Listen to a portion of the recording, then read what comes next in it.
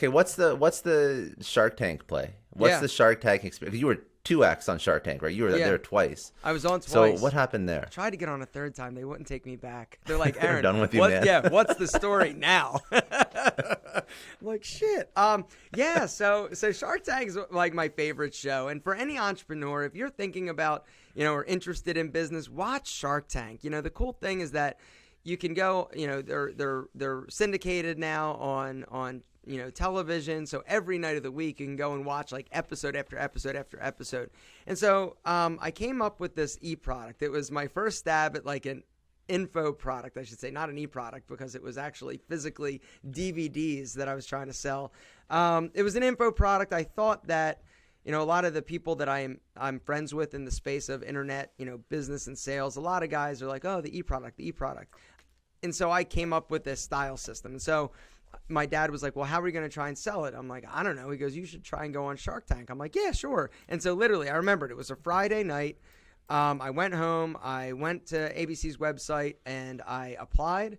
And on Monday, I got a call and they asked for information. And it was 3 months later, I was pitching in front of the Sharks in terms of the Alpha M style system. They hated the idea. And I was like, oh, no big deal. It's okay. I'm on TV, so it's going to be great. I'm going to sell, thousands of these things. I'm going to be rich. Well, the night Shark Tank aired, I had like this big party. Everybody was around, and I was sitting there with like my computer, and I was like ready for the sales to come rolling in. I literally, right, 9 million people watching the show. I sold one style system. Get out. You sold one? I know sold, people that are on Shark Tank, and they get like thousands of sales. Yeah, it depends on what it is. Apparently, that was a real wake up call. Like, hey, stupid, this is not right. And so yeah, it was a bummer. So I was bummed out for a little bit, but then, kind of got over it. And I just realized that I'm not really an e-product kind of guy.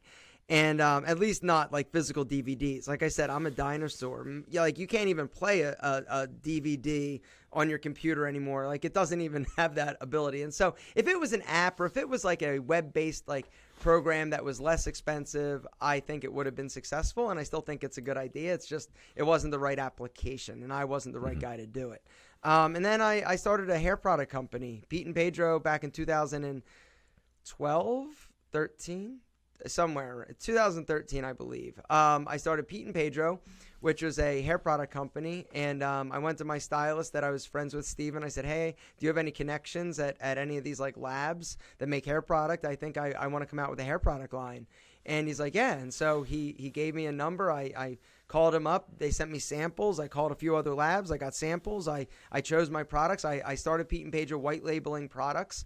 And my opening order, I believe it was, I started Pete and Pedro for $3,000. And That's so, not bad. no, well, that includes everything. That includes my website. That includes my little stamps.com, like printing station, boxes, inventory. I had 5 products, 5 hair products that I was selling, and I got 96 units of each. And it took me like 5 months to sell through that inventory. And yeah, that was an amazing business. My first kind of business selling physical products, other than I played around. I had a website also that I tried doing for a while, a membership website where I was selling like hand-strung like beaded bracelets. The problem was that I was sitting there at night hand-stringing these bracelets, and so not a scalable model. It's not fun. No.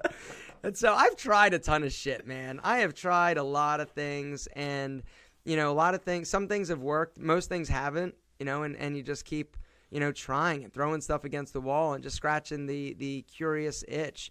And that's kind of the takeaway. I'm not scared to fail. Once you fail as big as I failed in terms of the fitness center and bankruptcy and all that, failure, it's not as scary. And once you kind of get it out of the way and you realize that, okay, well, that sucks, it stings. And a lot of it, not only... One of the worst parts about when you fail in business, it's not necessarily the burden that it places on you. It's the embarrassment of having to acknowledge that something that you tried didn't work to other people. And so when you get over, at least it was for me, I can only speak for myself. But once you kind of get over the ego of, yep, you know what, I tried it at least, and you realize that most people aren't even willing to do that, Mm-hmm. And it's funny because the most people that are the most critical or the naysayers or the people that'll, say, oh, you shouldn't do that or you're wrong, they've never done shit.